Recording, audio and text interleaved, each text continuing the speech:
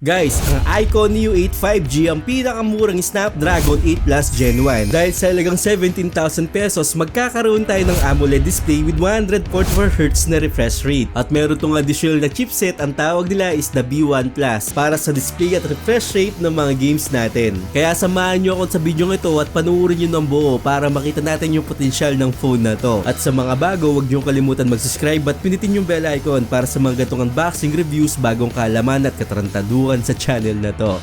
So like, comment, tsaka subscribe lang.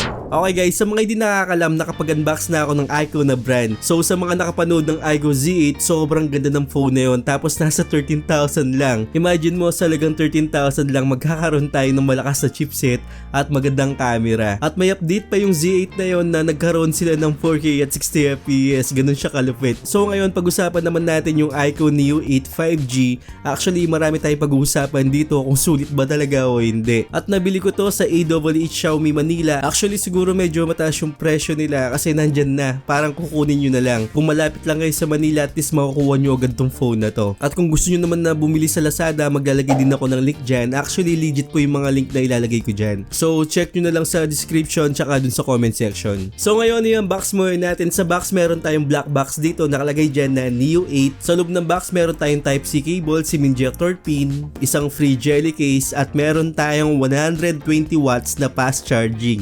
Sobrang bilis nito, parang 30 minutes full charge na yung phone mo. So nung ginamit ko yung charger nito, parang hindi na ginit yung phone ko. Yun yung maganda dito. At isa pa pala, yung charger nito is Type-C na. So wala tayong USB dito dahil yung cable niya is Type-C to Type-C na. So yun yung maganda at mabilis-bilis naman talaga. So ayun yung mga kasama niya sa box. Ito na yung phone natin. Ang nakuha nating kulay dito is color black. So may ibang kulay yata to na orange tsaka blue. So ito yung nakuha natin na kulay black. Wala masyadong special dito sa back panel niya. Curved design siya. Tapos made of glass yung back panel niya. May nakalagay dito na iQOO. Sa mga nagtatanong kung anong brand to, sa brand po to ng Vivo. So sa mga nakagamit ng Vivo, parehong-pareho lang yung OS nito. Actually medyo mas magaan compare mo dun sa mga global na Vivo. So dito kasi parang lumabas lang to halos dun sa India. Pero at least makakabili pa rin tayo through Lazada tsaka Shopee, diba? Ito naman sa camera module, meron tayong depth sensor dito, tapos yung 50 megapixel na camera niya. At meron tong ambient sensor sa katabi ng flash.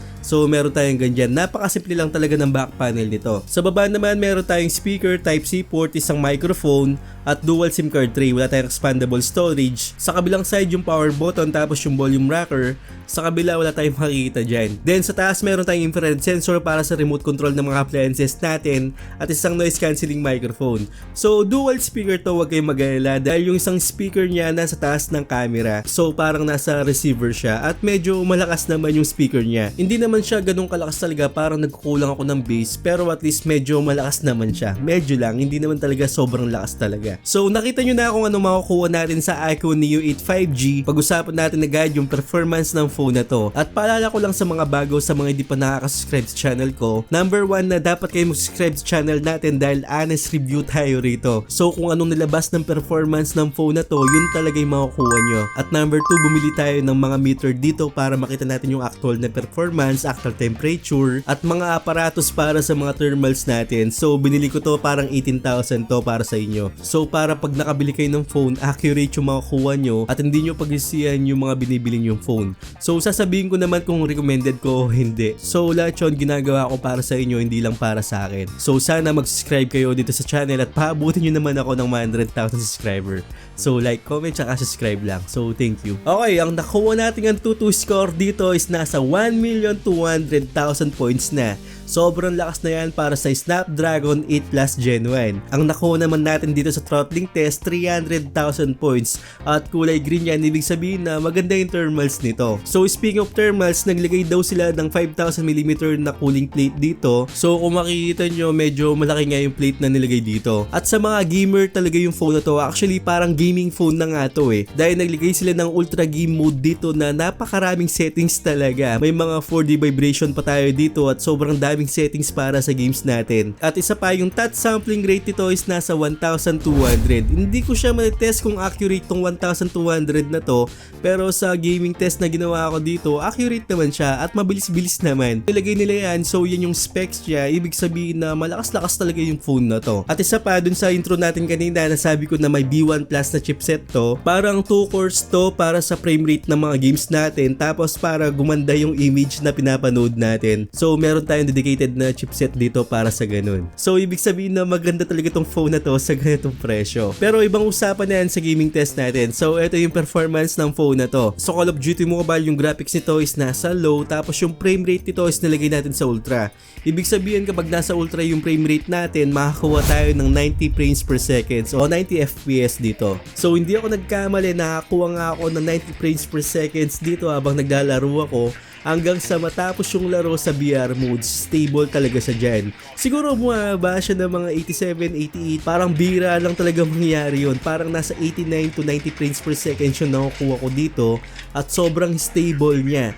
Kahit na magbato ako dun sa smoke class, okay na okay pa rin. Hindi siya maglalag at kayang-kaya pa rin. At marami talaga nangyari dito sa VR modes dito. Parang 20 minutes yung laro ko dito. At hindi masyadong uminit tong phone na to, saktong-sakto lang talaga. Ang nakuha nating temperature dito sa Call of Duty Mobile pagkatapos na 20 minutes ng laro, 43 degrees Celsius lang. So okay na okay pa rin yan para sa Snapdragon 8 Plus Gen 1.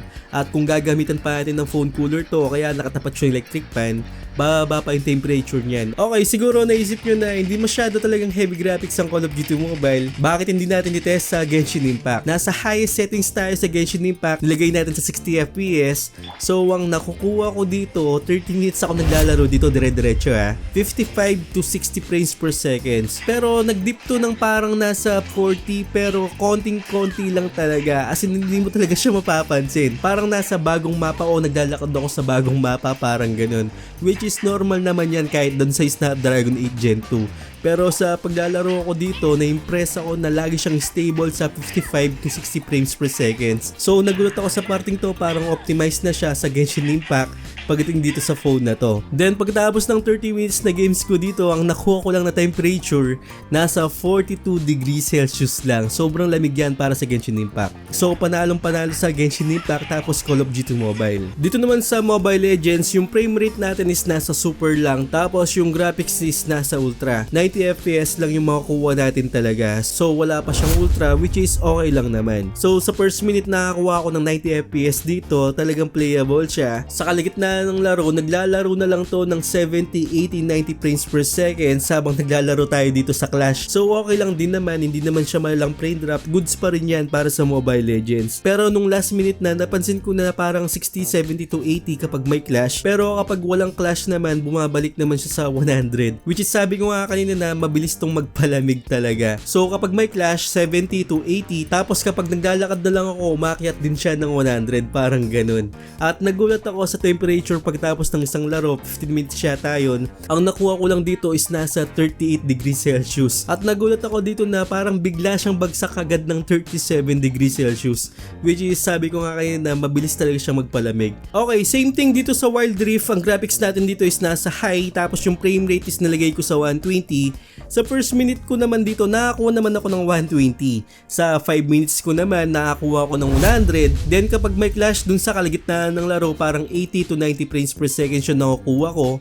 At dun sa last minute naman, medyo umaangat-angat siya at medyo bumaba siya. Parang pasigsag yung frames per second ito habang naglalaro ako. Minsan tumataas, minsan bumaba. Parang paikot-ikot siya sa 80 to 90 frames per second. Which is nakikita ko wala siyang major frame drops, okay na okay pa rin siya. At ang nakuha kong temperature dito pagtapos ng isang laro, nasa 39 degrees Celsius lang. Sobrang lamig nun. Sa Mirror 4 naman, nasa high settings tayo dito. Ang nakuha kong FPS dito, nasa 40 to 44 FPS. Okay na okay pa rin yan. Minsan nag-dip siya ng 36 pero bumabalik naman sa 40 to 44 FPS habang nasa 10 minutes lang na laro ako dito. So kung tatapatan natin ng electric fan to, magiging stable lalo yung frames per seconds nito. So hindi ko na masyadong advisable na gumamit tayo ng phone cooler dito pagdating sa mga larong ganito, Mirror 4, Call of Duty Mobile, kahit sa Genshin Impact, wag na tayong gumamit ng phone cooler doon. Pero gagamitan natin to ng phone cooler sa Firelight 84. Ang nakuha kong settings dito, nasa extreme racing na tayo. Dun sa first minute nakakuha ko ng 90 to 100 frames per second. Hindi ako masyadong nakakuha ng 120 dito, pero okay na okay pa rin yan. Actually playable naman talaga siya. Pero bumabagsak to ng 70, 80, 90 to 100. Paikot-ikot yung frames per seconds niya dyan.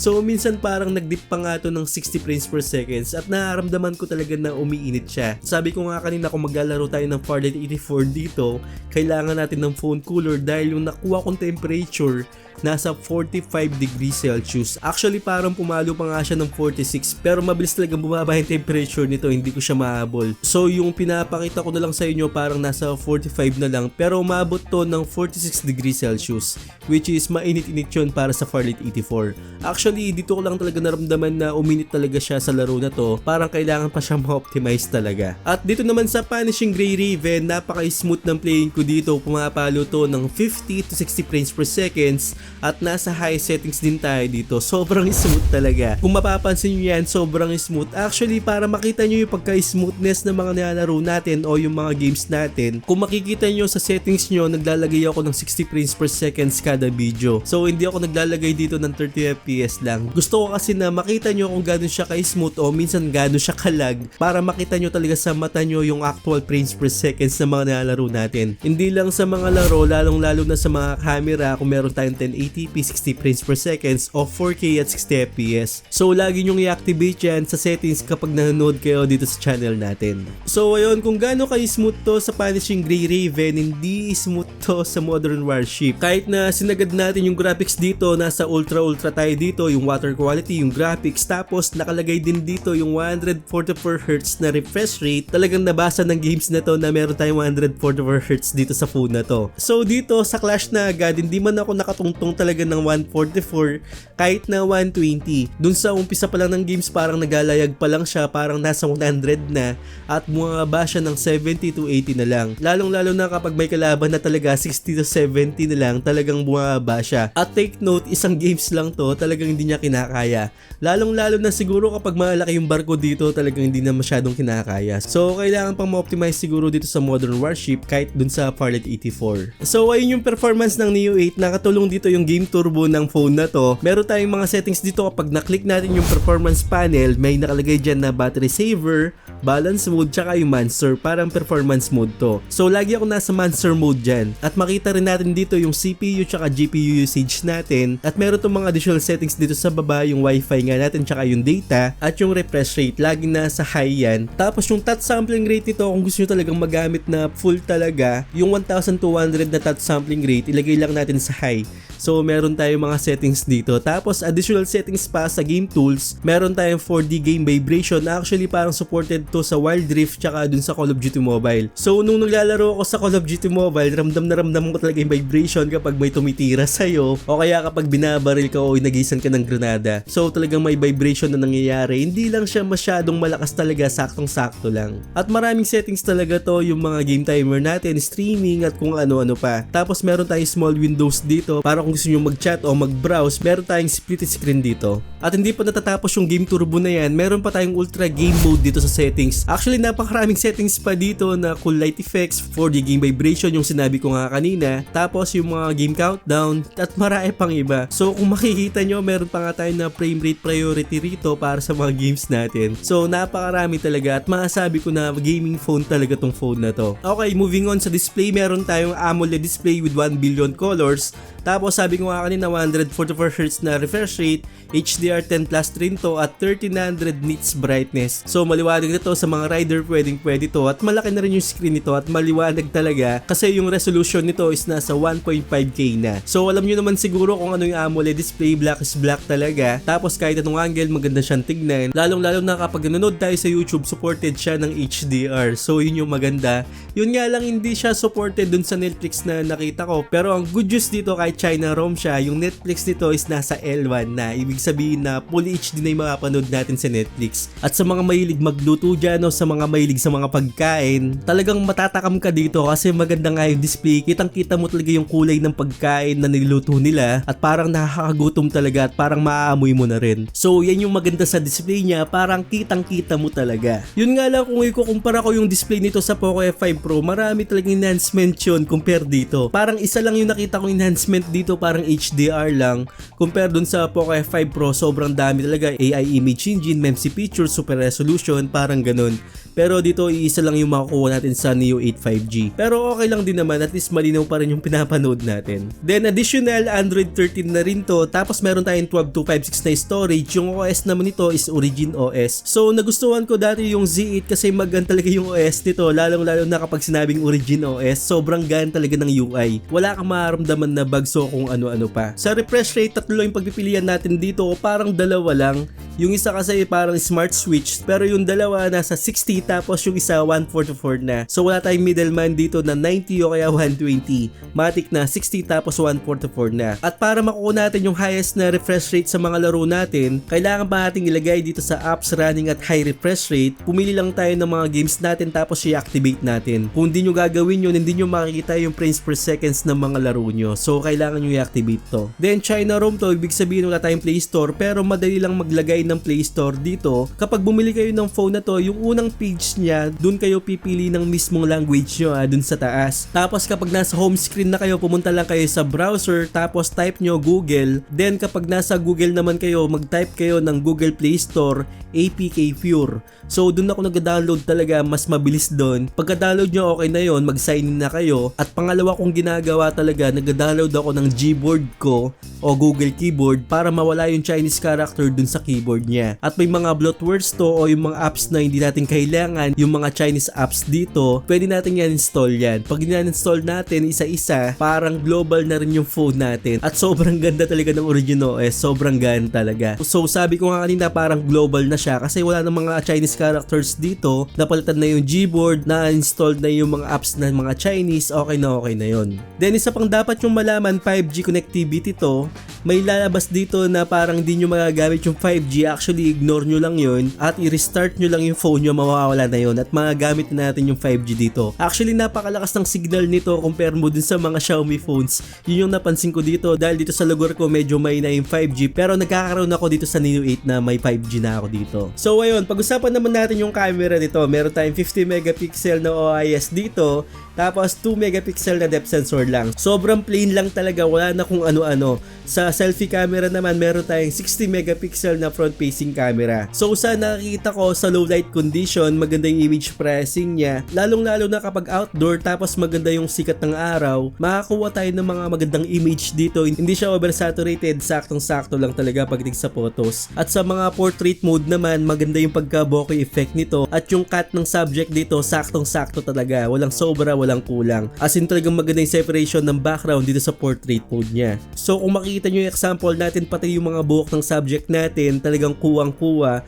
at maganda yung pagka-cut niya. Walang mga cut na pangit talaga. So dito nagandaan talaga ako sa pagka-cut ng subject dito. Sa low light condition naman, saktong-sakto lang, hindi siya oversaturated. Medyo nadidiliman lang ako ng konti dito, pero yung details nandun na at maganda naman siyang tignan. Ngayon, pagdating naman sa video, medyo nadismaya ako dito sa Neo 8. Although hindi naman siya masyadong magalaw o hindi siya masyadong stable kahit na may OIS siya. Kung napapansin nyo, kada apak ko dyan may mga alog kayo nakikita. Pero okay na okay lang kasi yung detalye nandun pa rin. Pero kapag maglalakad tayo, nasa kaligitnaan siya ng parang okay lang pero parang hindi. Parang ganun. Parang nasa gitna lang talaga. Pero ito yung pinaka napansin ko talaga dito sa image pressing niya. Kapag nasa outdoor tayo at sinama mo yung sky o yung langit dito, medyo nabubura na siya o talagang burado siya. Kung mapapansin nyo dyan, hindi na makuha yung kulay ng langit o parang puti na lang siya. Pero kapag tinilt natin pataas, makukuha na yung langit tapos medyo didilim yung bandang baba. So medyo napapangitan ako sa part na to. Samantalang sa ibang phone, nakukuha nyo yung langit talaga o yung kulay ng langit o yung kulay blue talaga. Pero dito, hindi siya pantay. Kung talagang maliwanag sa taas, medyo madilim dito sa baba. Pero kapag maliwanag naman dito sa baba, hindi niya makukuha talaga yung sky. So nabubura talaga yung sky. Para makita nyo kung anong sinasabi ko, ito yung sample dyan. Actually nasa Infinix Zero 35G lang yan, pero nakukuha niya pa rin yung sky, nakukuha niya pa rin yung balance na tone dito sa Infinix Zero 5G. Pero pagdating dito sa Neo 8, hindi niya masyadong nakukuha o talagang hindi niya nakukuha yung sky dito. So nadismaya talaga ako sa part na to at expect ko talaga na makakuha ko ng magandang sky dito o blue sky, kasi yung mga ibang phone na ni-review ko kahit nasa mid-range yun o kahit nasa entry level, nakukuha niya pa rin yung mga langit na kulay blue at pantay na pantay sa mga subject dun sa baba. So yun yung nadismaya ako dito sa phone na to. Pero kung di naman kayo mag-shoot over the sky talaga, okay na okay lang, kasi maliwanag naman pagdating sa ibang subject. Sky lang talaga ang problema dito. Dito kung mapapansin nyo, yan, maliwanag naman siya at details naman yung makukuha natin. So okay na okay yung camera nito pagdating sa ganitong scenario, pero nagiging overexpose siya pagdating sa langit o sa mga blue sky, mga ganun. So nahihirapan talaga yung image processing nito. At sana makuha to sa mga software updates, at nakakuha na ako ng isang software updates dito nung binili ko tong phone na to. So front facing camera naman, malinaw yung mga nakukuha kong photos dito over sa mga Xiaomi phones tsaka Poco phones. Mas maganda talaga yung image processing pagdating sa mga Vivo phones, lalong-lalo na sa mga front facing camera. At talagang ini-implement nila na maganda talaga kapag selfie camera. So makakuha tayo ng magandang selfie camera dito pagdating sa iQOO Neo 8 5G. At sa video naman, walang masyadong special dito, saktong-sakto lang na makakuha tayo ng 1080p at 30fps. Pero nagkulang lang talaga tayo ng 1080p at 60fps pagdating sa selfie camera, which is masabi ko na saktong-sakto lang, hindi masyadong impressive, nandun pa rin yung details. So ayun, highly recommended ko to kung gamer talaga kayo, pure gaming talaga, pwedeng na to.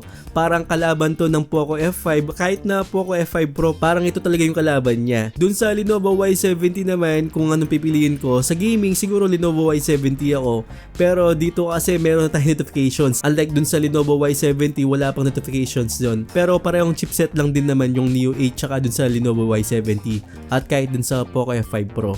So yan yung mga kalaban talaga. Pero para sa akin, kung akong papipiliin, siguro Poco F5 Pro pa rin ako over dito sa Neo 8. Pero sa presyo, syempre, Neo 8 ako.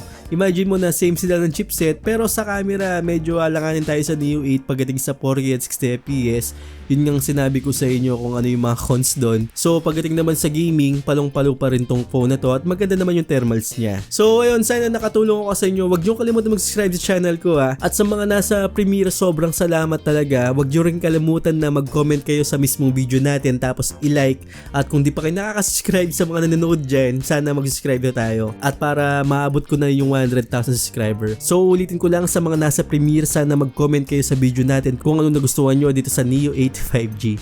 So ayun, I hope na nakatulong ako sa inyo. Huwag nyo kalimutan mag-subscribe para sa mga ganitong unboxing reviews, honest reviews, bagong kaalaman at katarantaduhan sa channel na to. So once again, this is Paul.